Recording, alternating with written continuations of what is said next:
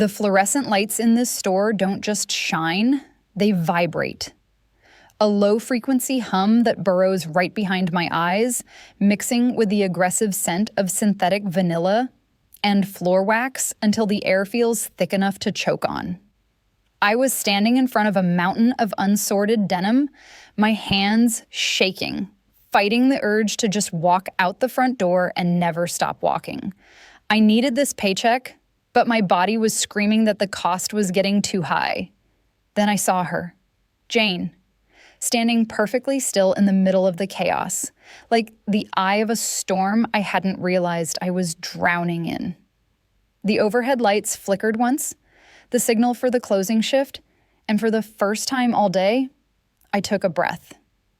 Retail is designed to break you, but when your brain is wired like mine, it feels less like work and more like a systematic assault on your nervous system.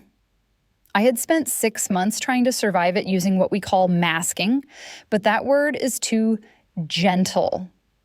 It's armor. It's clamping your jaw shut so tight that your teeth ache by noon and forcing a smile that doesn't reach your eyes. Underneath, my battery wasn't just draining, it was corroding. The physical toll is specific.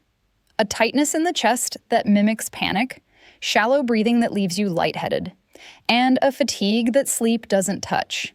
It settles in your joints, a heavy, leaden ache that makes simply standing upright feel like an athletic feat.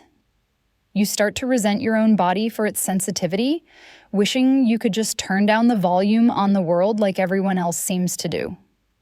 And sleep was a luxury I wasn't getting anyway. The schedule was a weapon in itself, the dreaded clopen, closing the store at 11 p.m. and opening it back up at 7 a.m. By the time I got home, showered the smell of dust and customers off my skin, and tried to wind down. The alarm was already waiting to go off. My circadian rhythm was shattered.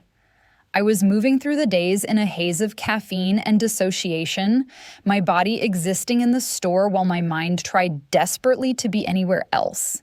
The isolation was the worst part. I looked around at my coworkers, and they seemed tired, sure, but not broken. They could tune out the buzzing lights. They could ignore the scratch of the tags. They could laugh off the rude customers and go grab a drink afterwards. I was the only one who had to go sit in my car for 20 minutes of absolute silence just to stop my hands from trembling. It felt like a personal failure. Like I was structurally unsound, a building waiting to collapse because the foundation couldn't handle the weight of ordinary life. I had my little sanctuaries, like the narrow aisle between inventory boxes where the lights were dimmer. I used to go back there just to press my forehead against the cool metal shelving. But even that was starting to fail. The walls felt like they were closing in. I remember staring at a shipment box, realizing I couldn't read the label because the letters were swimming, and thinking, I can't do this anymore. I was ready to quit. I had the resignation letter drafted in my head, a simple statement of defeat. I was going to hand in my badge and accept that maybe I just wasn't built for the working world. The architecture of my exhaustion was complete. Every beam and support was buckling. I was just waiting for the final push that would bring the whole thing down. But the universe has a funny way of intervening right when you think the story is over. The manager posted the new schedule on the break room corkboard. I walked over, expecting another string of clopens that would finally finish me off. Instead, I saw a shift in the pattern. My name, paired with a new lead for the closing rotation. Jane. I didn't know it then, staring at that piece of paper with gritty, tired eyes, but that schedule change was the only thing standing between me and a total collapse. The solitude I thought I wanted was about to be replaced by something I didn't know I needed. Jane was different. In retail, everyone vibrates at a high, anxious frequency. Managers speed walk with clipboards, radiating that frantic, if we don't finish this, the district manager will kill us energy. Associates sprint between aisles, trying to look busy, and customers move with chaotic, entitled aimlessness. But Jane moved with the deliberate weight of someone who held her own gravity. She didn't rush. She walked with a measured stride, almost slow, yet somehow accomplished more than anyone else. I was so used to running on adrenaline that seeing someone simply exist felt like a magic trick. She had a way of handling merchandise, not snatching or tossing, but placing. Every movement had a beginning and an end. Watching her hands stack a shelf, methodical and calm, was the first thing to disrupt my panic loop while the world burned down around us. Our first real moment wasn't a handshake, it was a spill in aisle 4. A teenager knocked over a display of body mists, cheap glass shattering, liquid pooling, the smell of artificial strawberry exploding like a chemical weapon. My brain instantly redlined. The noise, the overwhelming scent, the dread of cleanup, it was too much. I froze, hands hovering uselessly, breath hitching. Then I felt a presence. Jane was there, on the other side of the mess. She didn't look at the broken glass. She looked right at me. It wasn't a look of annoyance. It was a flat, calm acknowledgement. She raised one eyebrow, a micro-expression that said, "I know. Breathe." The static in my head cleared enough for me to move. She grabbed the broom. I grabbed the mop. The glass crunched under the bristles, a harsh sound, but she moved with such steady rhythm that it grounded me. We worked in companionable silence, cleaning up the disaster without a single word. That was the beginning. Jane operated on a steady frequency that canceled out my internal noise. She was observant in a way I wasn't used to. I'm used to being the problem, the one needing special accommodations that make managers roll their eyes. Usually, I have to explain, sorry, migraines, or sorry, sensory overload. With her, the explanation was unnecessary. One afternoon, a migraine was starting, that familiar throb behind the left eye signaling the lights had won. I went into the break room for my pills, squinting against the glare. Jane was already there. Without a word, she reached over and clicked the main overhead light off, leaving just the softer under-cabinet glow. She didn't ask if I had a headache. She just saw the squint, understood the cause, and removed the stimulus. Then, she turned the radio knob down until the pop music was a murmur. I stood there, pill bottle in hand, stunned. Adjusting a dimmer was a small thing, but it felt like she had lifted a weight off my shoulders. I sat down, and for the first time in months, I didn't feel the need to fill the silence with performance. We fell into a rhythm of parallel play. We'd be assigned to the same zone, maybe resetting the denim wall. I'd be on one side, color-coding jeans, and she'd be 5 feet away, sizing hangers.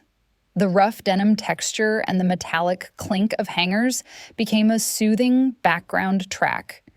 In the past, silence with a coworker made my skin crawl. I'd worry they were judging me. But with Jane, the silence wasn't empty. It was solid. A shared space where neither of us had to perform. I could drop the mask. I could let my face go slack because I knew she wasn't watching with expectation. She was just there, working alongside me, her calm leaching into my chaos by osmosis. It became the best part of my day. I started looking forward to closing shifts, craving that specific quiet proximity. It was restorative. But then the quality of the silence began to change. It stopped feeling just safe and started feeling dense. The air between us, which had been a neutral buffer zone, started to feel charged. The silence stopped being about work and started being about the fact that we were the only two people who understood this language of quiet. It felt like the silence between us stopped feeling empty and started feeling like a container for something else. The sweater table is the retail equivalent of a chaotic topography, A landscape where order goes to die. It was late on a Tuesday, the store nearly empty, and I was staring down a disorganized mountain of acrylic blends and angora. To anyone else, it was just a mess. To me, it was a visual scream. The colors clashed violently, neon pinks tangled with muted olives, and the sheer volume of disarray made my chest tight. I started folding, but my movements were jerky, fueled by the desperate need to impose structure on the anarchy. I was fighting the fabric, snapping the garments into squares with a force that was unnecessary, my breath coming in short, sharp bursts. The texture of the cheap wool was catching on my dry fingertips, sending little shivers of revulsion up my arms.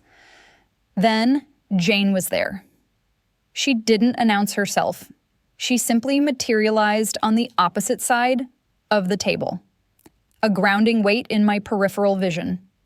She picked up a stray cardigan, gray and heavy, and began to unfold. She didn't match my frantic pace.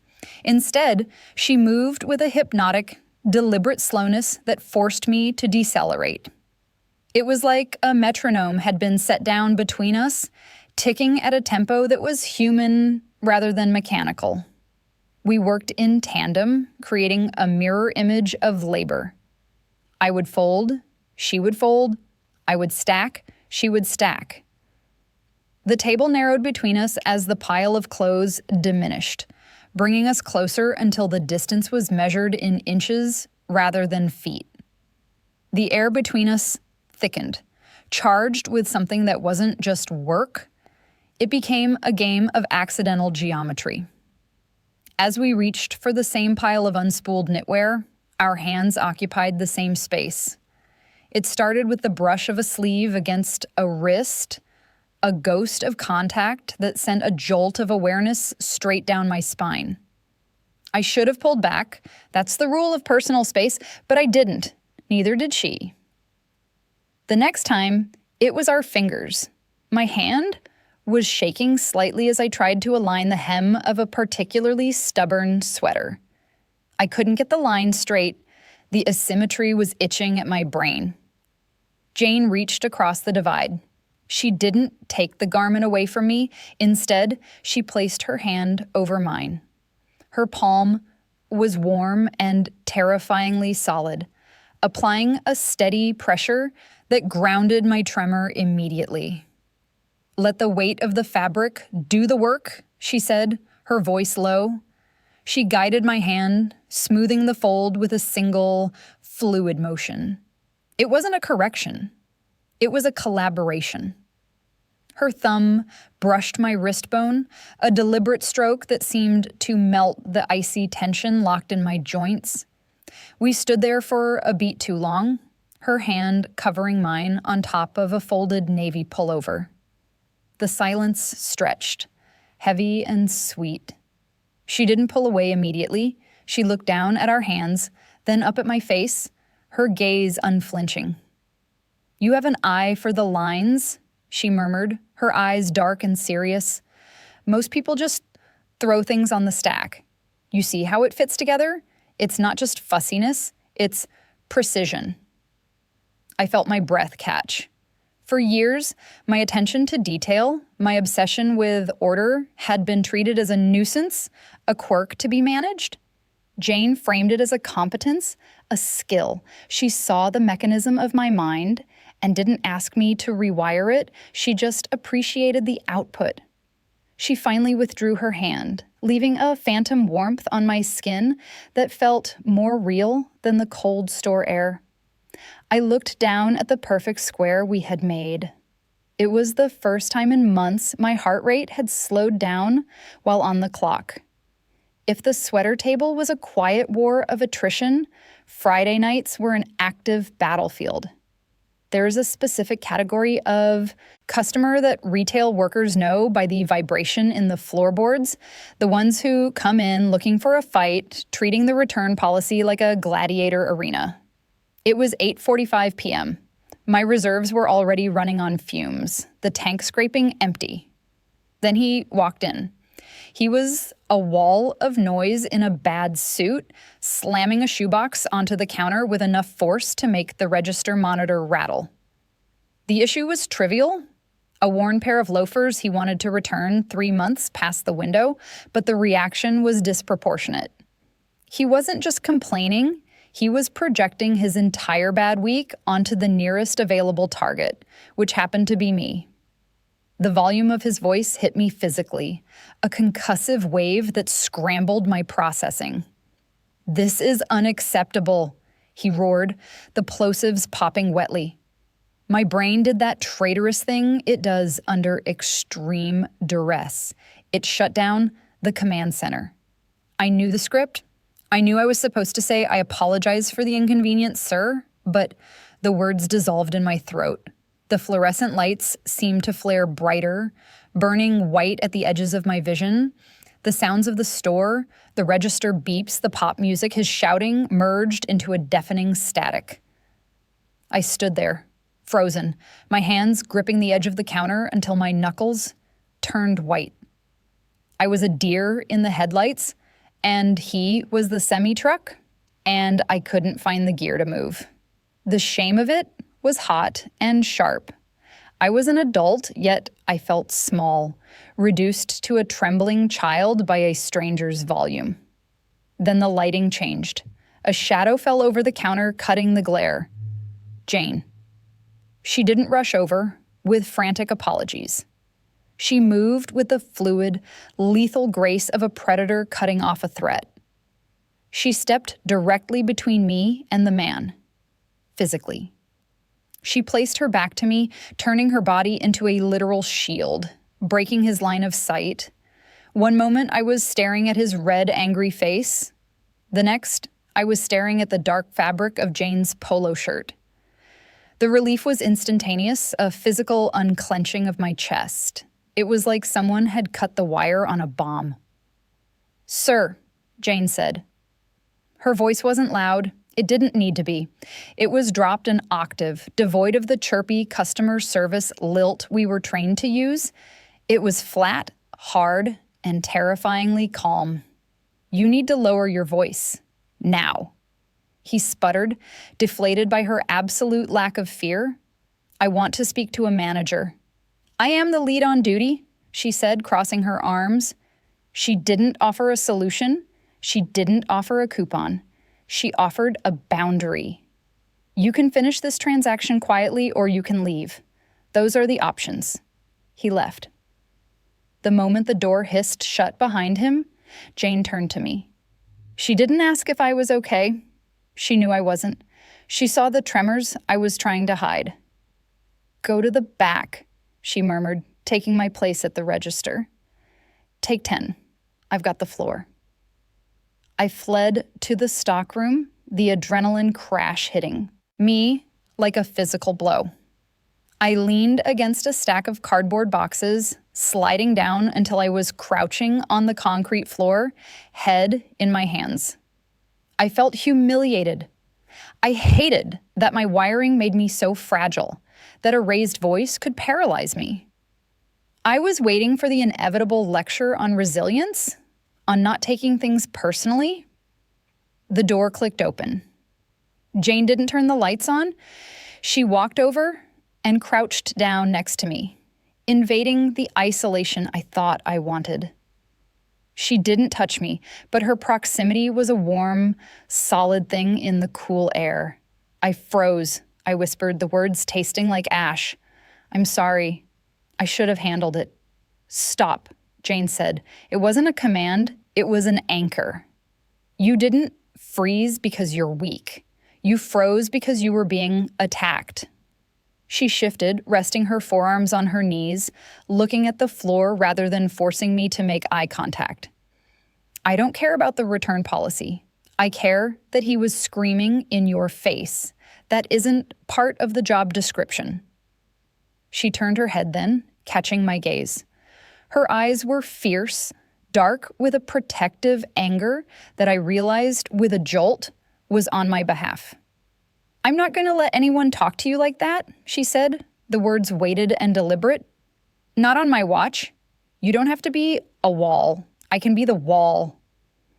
It was a fundamental shift. Every other manager had tried to teach me how to endure the abuse, how to armor up. Jane wasn't asking me to change my nature. She was offering to stand in the gap. She validated the fear instead of dismissing it. I looked at her, really looked at her in the dim light of the stockroom and felt something inside me unlock. She wasn't just a coworker anymore, she was a fortress. And for the first time in my life, I was on the inside of the walls. That was the night the professional boundary began to blur into something indispensable. The store's heating system died on a Tuesday, plunging the sales floor into an industrial deep freeze that felt personal. For most people, a broken HVAC unit is an annoyance, a reason to complain in the break room. For me, it was a sensory siege. The cold didn't just sit on the surface of my skin, it seeped into the marrow, turning my muscles into tight, vibrating coils of tension. I was already exhausted from the mental load of masking, and now my body was burning its last reserves just to keep my teeth from chattering. I stood in the back aisle trying to scan inventory, but my hands were shaking so badly the scanner kept misreading the barcodes. The cheap polyester of my uniform offered zero protection. It felt like I was naked against the draft, exposed and fragile, a raw nerve ending shivering under the fluorescent glare. The cold made the lights seem sharper, the radio louder. It was a compounding assault, and I could feel my control slipping, the mask cracking under the physical stress of simply trying to stay warm. I didn't hear Jane approach. I only realized she was there when the air pressure changed next to me, a sudden break in the draft. I looked up, miserable and trembling, clutching the scanner like a lifeline. She didn't ask the obvious question. She didn't waste time with small talk about the maintenance ticket or the weather. She simply set down the stack of denim she was carrying and unbuttoned her overshirt. It was a heavy, plaid flannel she wore over her uniform tee, technically against regulations, but tolerated because she was Jane, and the store couldn't function without her. She stripped it off in one fluid motion and held it out to me. "Put it on," she said. Her voice was low, cutting under the hum of the broken vents. "I can't," I stammered, my teeth actually clicking together in a way that felt humiliating. "The dress code?" "I'm the lead," she interrupted, her tone brooking no argument. "I'm telling you to put it on."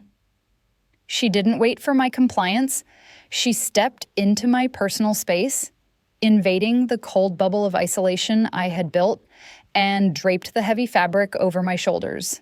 The sensory shift was instantaneous and overwhelming. The flannel was thick, worn soft by years of washing, but more importantly, it was warm. It held the trapped heat of her body, a radiating warmth that soaked immediately into my frozen shoulders. I slid my arms into the sleeves, and the cuffs fell past my fingertips. It was too big, swallowing me up, and for the first time that day, the shivering stopped. But it wasn't just the warmth, it was the smell. As the fabric settled around me, I was enveloped in a scent that had nothing to do with the store. It didn't smell like floor wax or anxiety or dust. It smelled of cedarwood and clean, unscented laundry detergent.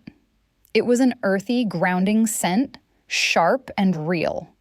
I buried my chin in the collar, inhaling deeply. It acted like a sensory anchor. For the rest of the shift, that flannel became my shield. When the lights felt too bright or the customers too loud, I would turn my head, breathe in the scent of cedar, and feel my nervous system regulate.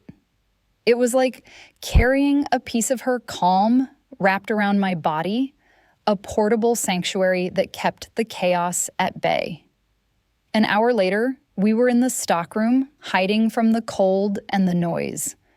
The adrenaline of the shift was fading, leaving behind a hollow, aching exhaustion. I leaned against the metal shelving, the flannel pulled tight around me. The warmth was the only thing holding me together, but even that wasn't enough to stop the thoughts spiraling in my head. I don't know how much longer I can do this, I whispered.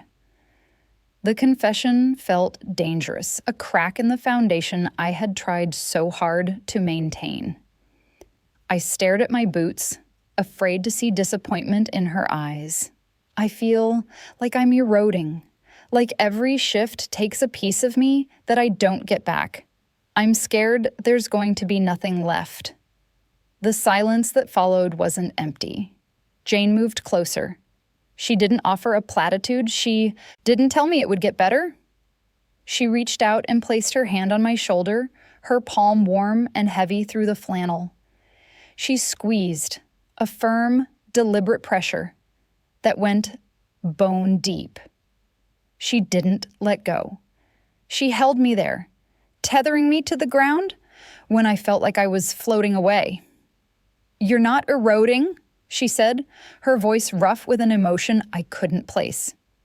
"You're just surviving, and you don't have to do it alone anymore." She didn't move her hand. The heat of her palm burned through the layers, branding the promise into my skin. Wearing her jacket felt like carrying a secret conversation on my skin. The announcement hit the corkboard like a declaration of war. "Mandatory overtime?" Those two words turned the calendar into a cage. It was December, the month where retail stops being a job and becomes an endurance test for the human spirit. The store had transformed into a sensory nightmare. The corporate playlist looped aggressive holiday cheer, sleigh bells, and synth pop that drilled into my skull with relentless violence. The visual noise was blinding. Red sale banners screamed from every surface, glitter contaminated the air like fallout, and the aisles were choked with a frantic, pushing mass of bodies. The heat from the crowd was suffocating, a humid mix of damp wool, stress sweat, and the cloying artificial scent of cinnamon pine cones that burned the back of my throat. My brain's filtration system, already battered, finally collapsed. Every sound arrived at the same deafening volume. The crash of a hanger, the shriek of a child, the beep of the registers. It wasn't just noise, it was physical pain. A barrage I couldn't silence. My body didn't ask for permission to quit. It simply pulled the emergency brake. It started with the visual aura, a jagged, shimmering kaleidoscope cutting through my peripheral vision, signaling a migraine that would feel like an ice pick behind my eye. Then came the tremors. I tried to scan a gift card, but my hands vibrated so violently I dropped it, the plastic clattering to the counter. A customer asked a simple question, and I opened my mouth, but the bridge between my brain and tongue had collapsed. Aphasia. I knew the words. I could see them in my mind, but I couldn't push them past the stranglehold in my throat. I stood there, gasping, the panic rising in a hot, suffocating tide. The mask shattered. I wasn't an employee anymore. I was a raw nerve ending, exposed and burning. I abandoned the register. I didn't clock out. I didn't ask a manager. I turned and fled, stumbling through the double doors into the back hallway, my vision tunneling to a pinprick of gray. I made it to the break room, slammed the lights off, and collapsed into the furthest corner, wedging myself between the vending machine and the wall. I curled into a tight ball, knees pressed to my chest, hands clamped over my ears, rocking rhythmically to find a center that didn't exist. The darkness was a mercy, but the shame was a corrosive acid. I was 25 years old, hiding under a table in the dark, sobbing silently because the world was too loud. I felt defective. Then the door opened. A slice of painful light cut the floor, threatening to expose me, but it vanished as quickly as it appeared. The door clicked shut. Then, the distinct, heavy thud of the deadbolt sliding home. I froze, holding my breath. I waited for the store manager's voice, for the reprimand, for the firing. It didn't come. Instead, there was the soft, deliberate sound of rubber soles on linoleum. Jane. She didn't turn on the lights. She didn't demand an explanation. She navigated the gloom by instinct, finding my corner. She slid down the wall until she was sitting on the floor next to me, her shoulder pressing firmly against mine. She didn't try to hug me. She knew that touch during a meltdown could feel like burning, but she offered her presence as a solid, immovable object. We sat in the humming dark, the blue light of the vending machine casting long shadows. Jane breathed, slow, deep, rhythmic exhalations that were loud enough for me to hear. It was a guide. Without a word, she was teaching my lungs how to work again. I matched her rhythm, the jagged edges of my panic slowly smoothing out against her calm. In that quiet, a terrifying clarity washed over me. This job was killing me. It was dismantling my nervous system piece by piece. I had to leave. I had to walk out that door and never come back if I wanted to survive. But then I looked at Jane's profile in the shadows, the stoic guard she kept over my vulnerability.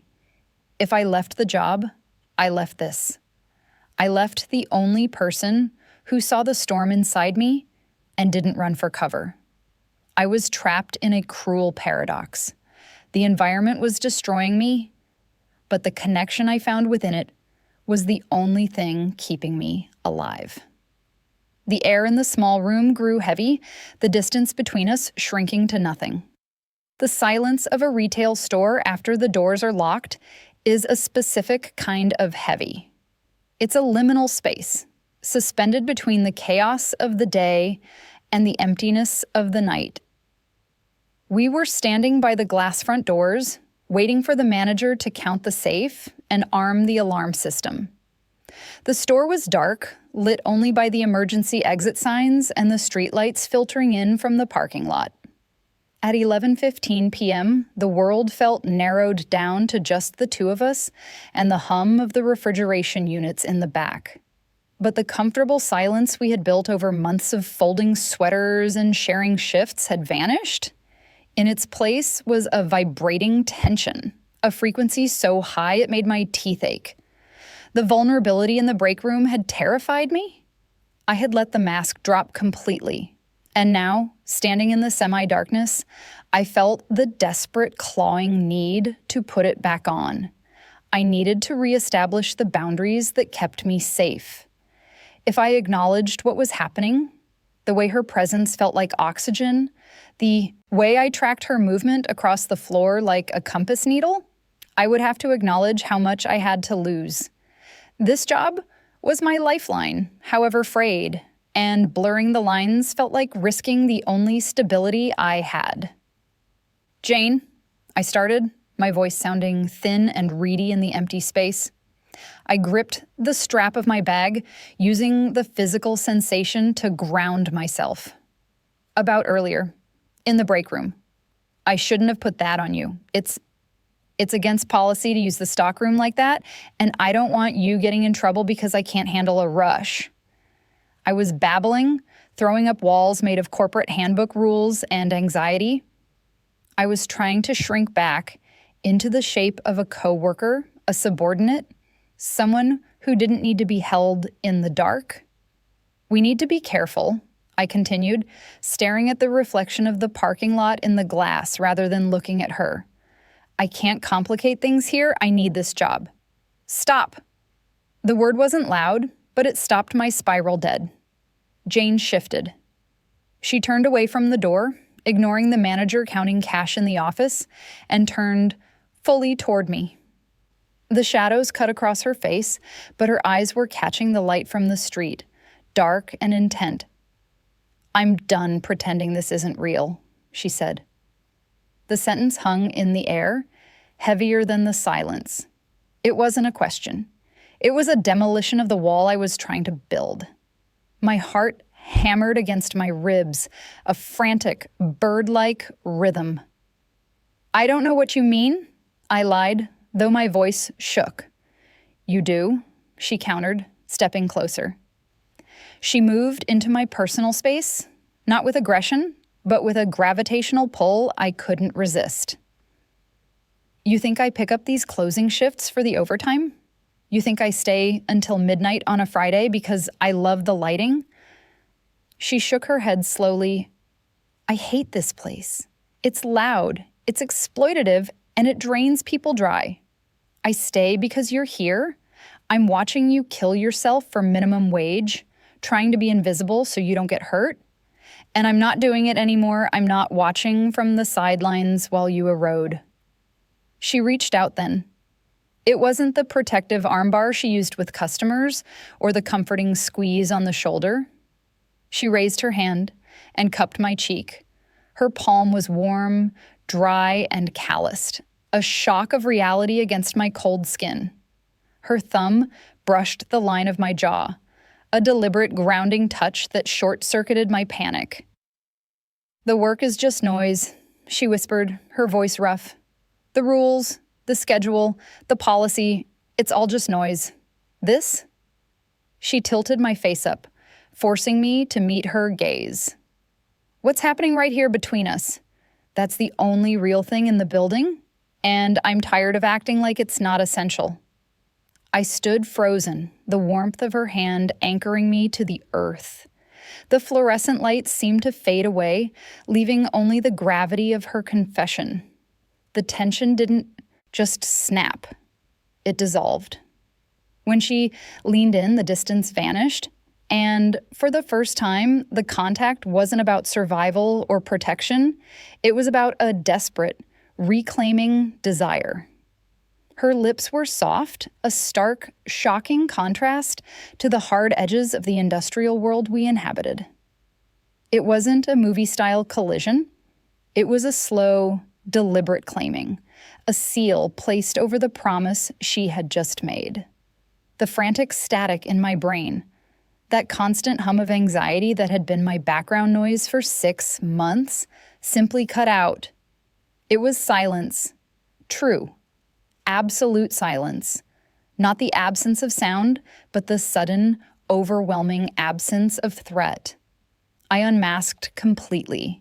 It wasn't a conscious choice. My nervous system simply recognized safety and let go. The rigid posture I held collapsed into her. My jaw, tight for 8 hours, finally unclenched. I breathed, and the air didn't taste like floor wax and recycled dust anymore. It tasted like her. Cedar. And something undeniably real. We stood there, anchored in the dark, until the manager's keys jingled loudly in the lock, a jarring reminder of where we were. But the spell didn't break. We walked out into the parking lot, hand in hand, and the fluorescent glare of the store sign felt distant, like a dying star I was finally escaping. The decision to leave didn't happen in a dramatic boardroom showdown. It happened in the quiet of her car, the engine idling, the heater humming a low, warm note. "You can't go back there," Jane said, staring out the windshield at the empty lot. It wasn't an order. It was a fact. "We'll figure it out. But you can't go back to a place that hurts you." And looking at her, seeing the fierce certainty in her profile, I realized the fear of unemployment was smaller than the fear of losing this feeling of being whole. I quit the next day via email. I didn't give 2 weeks. I just gave them my badge and walked out, leaving the pile of unsorted denim for someone else to worry about. The weeks that followed were a study in decompression. We spent time in her apartment, a space that was everything the store wasn't. It was a sanctuary of soft textures and muted light. No fluorescent buzz, no aggressive pop music loops, just the sound of rain against the window and the kettle boiling. I remember sitting on her couch, wrapped in a blanket that didn't scratch, watching dust motes dance in a sunbeam and realizing my hands weren't shaking. The tremors were gone. The migraine aura had faded into memory. Physical recovery is a strange, heavy thing. You don't realize how much weight you're carrying until you set it down. I slept. deep, dreamless sleep that lasted for 10, 12 hours at a time, my body demanding repayment. I was shedding the retail armor, the layers of tension and hypervigilance I had built up to survive the sales floor. I woke up one morning and felt my shoulders sitting 2 inches lower than usual. Jane was there, making coffee, moving with that same deliberate grace, but now it was just for us.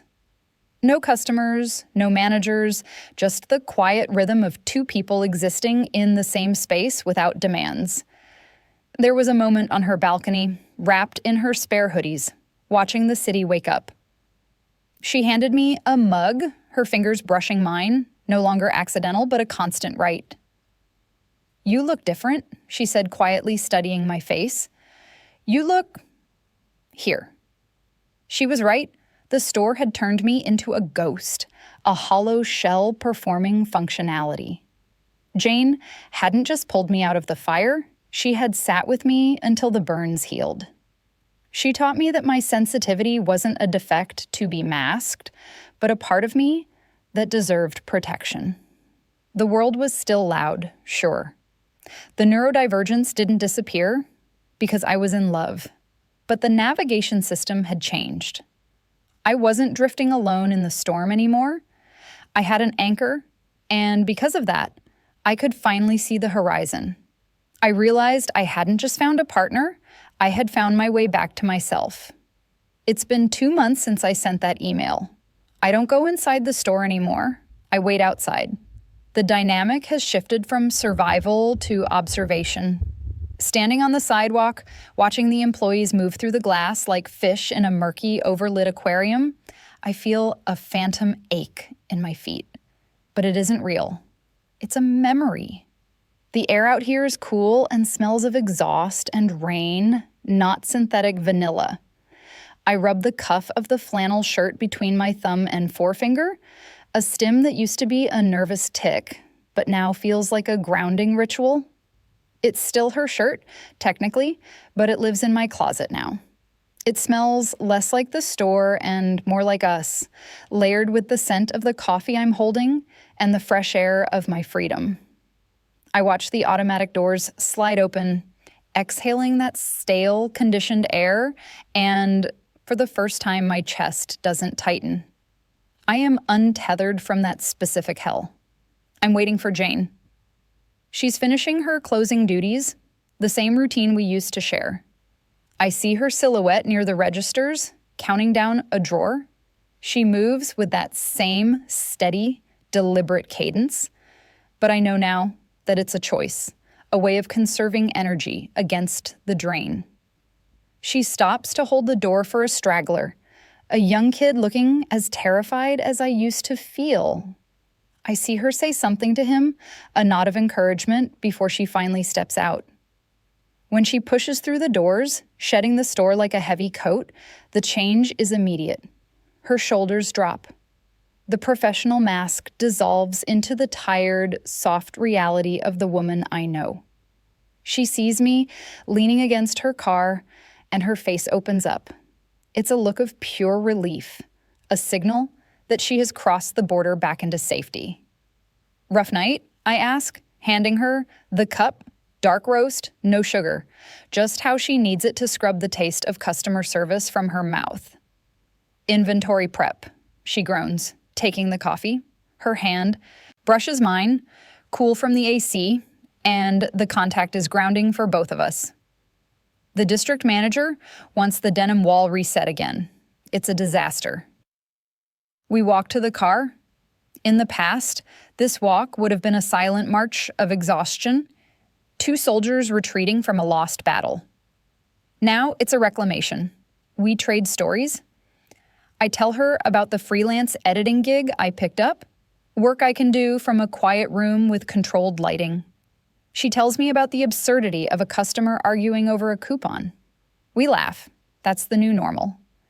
We can laugh at the chaos because it doesn't own us anymore. The store is just a place she goes, not a place we live. The burnout didn't disappear overnight. I still have days where the world feels too sharp, where the noise of traffic or the texture of a shirt sends me into a sensory retreat. Love isn't a cure for neurodivergence. It doesn't rewire my brain to filter out the static, but it changed the geometry of how I handle it. Just last week, the grocery store was too much. The beeping, the sheer number of choices in the cereal aisle, it triggered a shutdown. But instead of spiraling into shame, I felt Jane's hand on the small of my back. She didn't tell me to hurry up. She just steered the cart, guided us to the quietest checkout, and handled the transaction while I stared at the floor. She creates a pocket of silence wherever we go. We sit in the car for a moment before driving off. The engine idles, vibrating gently through the seats. It's a good vibration, low and steady. Jane reaches over and rests her hand on my knee, her thumb tracing the seam of my jeans. Jeans I'm wearing because I want to, not because a dress code demands it. "You okay?" she asks, the same question from the night of the spill, but the context is entirely different. "Yeah," I say, and I mean it. "I'm just glad I'm not in there." "Me too," she says softly. "I'm glad you're out." The bell above the door chimed in the distance as a late customer exited. But this time, I wasn't afraid of who was walking in. I was safe in the passenger seat, protected by the scent of cedar and the presence of the person who saw me when I was invisible. The love didn't fix the broken system, and it didn't fix my sensory processing, but it made the world navigable. It gave me a map and a co-pilot, and that made all the difference. I went from being a ghost, haunting the aisles of a discount retailer, to a person fully alive, all because someone refused to let me fade away. The fluorescent glare is behind me now, replaced by the steady, quiet light of a real connection. Jane put the car in gear, her hand finding mine in the dark, and we drove away from the store and into the cool, real night. If you've ever found your anchor in the middle of a storm, subscribe and share your story in the comments.